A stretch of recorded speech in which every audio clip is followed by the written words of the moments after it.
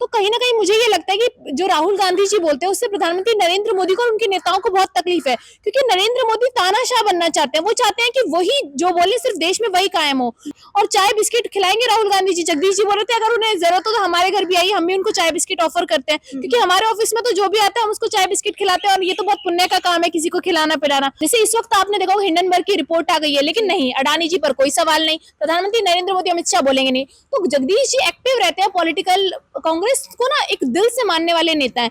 नमस्कार, आप देख रहे हैं इंडिया 24/7 और मैं हूं आपके साथ सिमरन कहा। इस वक्त मेरे साथ मौजूद है राहुल प्रियंका गांधी सेना की प्रवक्ता तन्नू।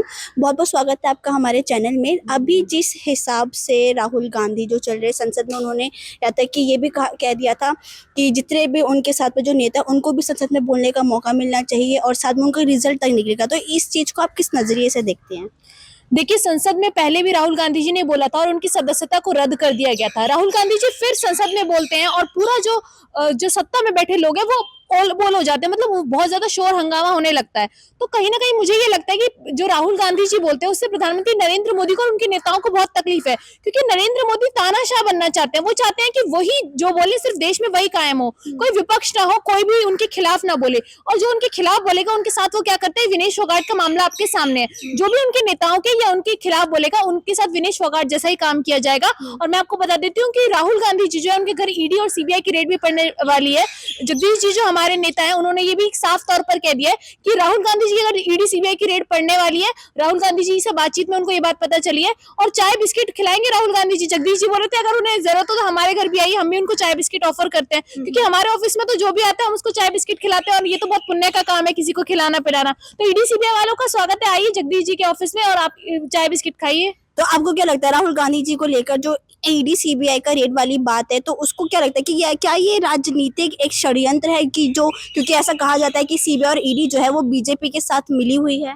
देखिए, 2024 में जब लोकसभा चुनाव हो रहे थे उससे पहले ही लोग चाहते थे कि राहुल गांधी जी के घर रेड पड़वा दें। रेड पड़ेगी तो जनता जो है बेवकूफ बन जाएगी, लेकिन वो पॉसिबल नहीं हो पाया, क्योंकि राहुल गांधी जी का जो मुख्य मुद्दा था वो ये था कि ईडी सीबीआई संवैधानिक संस्थाओं का दुरुपयोग करके जो प्रधानमंत्री नरेंद्र मोदी विपक्ष के नेताओं को अंदर कर रहे हैं। तो सबसे बड़ा सवाल राहुल गांधी जी ने उठा दिया। अब वो डर गए बीजेपी वाले कि अगर अब ऐसा कर दिया तो राहुल गांधी जी लाइमलाइट में आ जाएंगे और उनकी कई बात सच हो जाएगी। उन्होंने उस टाइम ईडी सीबीआई नहीं भेजी, लेकिन उन्होंने देखा कि 2024 चुनाव में कांग्रेस का प्रदर्शन पहले के मुकाबले काफी अच्छा है। कांग्रेस अपनी बातों को, अपने मुद्दों को जनता तक पहुंचा पाई। देखिए, सबका दौर होता है, बीजेपी का दौर है लेकिन अब वो खत्म हो चुका है, तो अब राहुल गांधी का दौर है। उस दौर को खत्म करने के लिए इन्होंने दोबारा बड़ी साजिश की है ईडी सीबीआई को भेजकर। तो मैं कह रही हूँ जाइए, हमारे नेता तो दूध के धुले हैं, उनकी पूरी वो तो बिल्कुल सफेद शर्ट में घूमते हैं जैसे, वैसे उनके चरित्र भी सफेद है। तो आप जाइए, आपको कुछ मिलने वाला नहीं है। हाँ, ये अलग बात है अगर आप वहां कुछ रख दें या कुछ बुलवा दे तो हम इस पर कुछ कह नहीं सकते, क्योंकि आप बीजेपी वाले हैं, मोदी जी के भक्त हैं, तो कुछ भी कर सकते हैं। अब जैसे कि राहुल गांधी ने खुद से ट्वीट करके ये जानकारी दी थी कि सूत्र से पता चला कि ईडी सीबीआई की रेड पड़ेगी,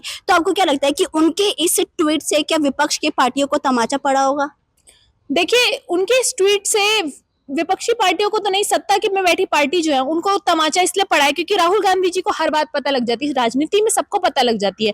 और अब वो मेरे को लगता है कि रेड पड़वाएंगे भी नहीं अगर पड़वाने वाले होंगे, क्योंकि राहुल गांधी जी की बात सच हो जाए यही उनके लिए सबसे बड़ी हार है। तो राहुल गांधी जी ने जो भी कहा था कि वो मजदूरों को के लिए काम नहीं करते, वो महिलाओं के लिए काम नहीं करते, वो नारी सुरक्षा के लिए काम नहीं करते, वो सब जमीन पर सच साबित हो रही है। और जो छवि खराब करने में करोड़ों रुपए खर्च किए थे, आज राहुल गांधी जी को उस छवि को सुधारने के लिए 1 रुपया भी खर्च करने की जरूरत नहीं पड़ी, क्योंकि जब उन्होंने यात्रा की थी वो लोगों से मिले, लोग उनका व्यवहार जान चुके। तो सोशल मीडिया में जो राहुल गांधी जी की छवि थी और जो जमीन पर राहुल गांधी जी की छवि है, दोनों में मेजर अंतर है।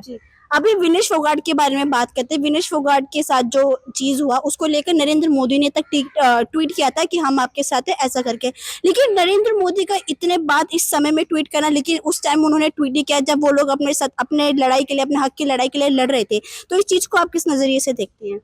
देखिए, जब एक बेटी देश में लड़ रही थी तब उसको घसीट लिया जाता है, देश की पुलिस घसीट लेती है, इस देश के पत्रकार उनको नहीं दिखाते, उनको कहा जाता है कि वो क्या कहते हैं चुनाव लड़ना चाहते हैं। तो कांग्रेस पार्टी ने ऑफर किया है विनेश फोगाट को, और करना भी चाहिए।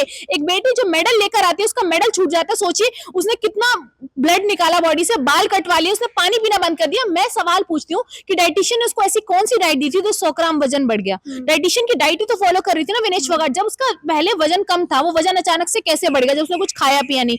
वो बेटी जो 53 किलो वाले वर्ग में खेलना चाह रही थी, उसे 50 किलो वाले वर्ग में खेलने को मनाया, वो फिर भी मान गई। उसने 6 महीने के भीतर अपने जो है डाइट को फॉलो किया और अपने वेट को लूज कर लिया, अपनी हेल्थ को ताक पे रख के उसने ये काम किया। बावजूद इसके उसके साथ इस तरीके की चीजें हुई है, मेडल हाथ से, सिल्वर मेडल चला गया। सुप्रीम कोर्ट में अपील की गई है। मेरे को उम्मीद है कि जो उच्च न्यायालय है वो इस पर सख्त कार्रवाई करेगा और उन्हें सिल्वर मेडल मिलेगा। और ओलंपिक जो एक बहुत बड़ा गेम है उसमें मेडल जीतना एक बहुत बड़ी बात है। और वो बेटी अपने देश में हार गई, राजनीति से हार गई, वो प्रधानमंत्री नरेंद्र मोदी से हार गई, वो बृजभूषण शरण सिंह से हार गई, लेकिन उसने जमीन पे दिखा दिया कि अगर कोई कुछ है तो वो विनेश फोगाट है, वो कंगना रनावत, वो स्मृति ईरानी आए ना, लड़े कुश्ती। हरियाणा की बेटी हरियाणा से आती है जहां से एक लड़की को बाहर नहीं निकलने दिया जाता, बावजूद इसके वो घर से निकलती है, वो कुश्ती लड़ती है, वो सड़क पे चलती है, वो पूरे देश से लड़की जो देश के लिए मेडल लेकर आती है, लेकिन उस देश के लोग आज उसके साथ खड़े नहीं है। मुझे आहत होती है, मुझे तकलीफ होती है कि इस देश के लोग उसके साथ आज खड़े नहीं। आज सड़कों पे होना चाहिए, लोगों को प्रदर्शन करना चाहिए कि क्यों एक बेटी के साथ इस तरीके की चीजें हो जाती है। बृजभूषण शरण सिंह का आरोप तय हो जाता है और वो जेल में नहीं जाता। जब एक संवैधानिक संस्था में एक महिला सुरक्षित नहीं है तो एक घरों में महिलाएं कहां से सुरक्षित होंगी। जी आखिरी सवाल पूछना चाहूंगी अब, जैसे कि कुछ भी मुद्दा उठता है, चाहे वो बांग्लादेश का मुद्दा होता है, चाहे वो राजेंद्र प्लेस में जो यूपीएससी स्टूडेंट का मुद्दा होता है, चाहे वो जो मणिपुर का मुद्दा होता है, उसमें हर वक्त राहुल गांधी जी के साथ साथ जो राहुल प्रियंका गांधी सेना के अध्यक्ष है जगदीश शर्मा जी, वो आवाज उठाते हैं। लेकिन कहीं ना कहीं अगर हम बाकी कांग्रेस के नेताओं की बात करें तो वो एक पल के लिए आवाज उठाते हैं, ये मना नहीं करेंगे, लेकिन उसके बाद उनकी आवाज दब जाते हैं। लेकिन जगदीश शर्मा जी जो है वो लगे रहते हैं।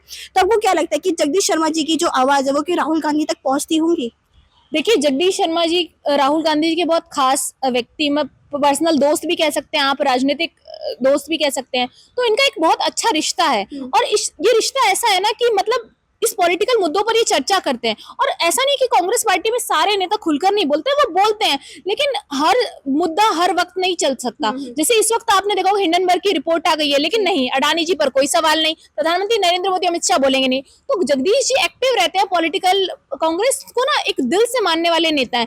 एक होता है कि आप पॉलिटिकल करियर बनाना चाहते हैं, लेकिन जगदीश जी पॉलिटिकल करियर नहीं बनाना चाहते, वो अपने आप में एक बड़े नेता है। तो वो जो है देश की जनता को ये बताने की, देश की जनता के मुद्दों को उठाने की कोशिश करते हैं। विनेश फोगाट के मुद्दे पर जगदीश जी ने बोला, हिंडनबर्ग की रिपोर्ट पर जगदीश जी ने बोला। तो मैं आपसे कहना चाहती हूँ, एक नेता कौन होता है जो जनता के मुद्दों को उठाए? तो आज का नेता कौन है? वो राहुल गांधी जी जो सदन में आवाज उठाता है, और वो जगदीश जी जो सड़क पर आवाज उठाते हैं।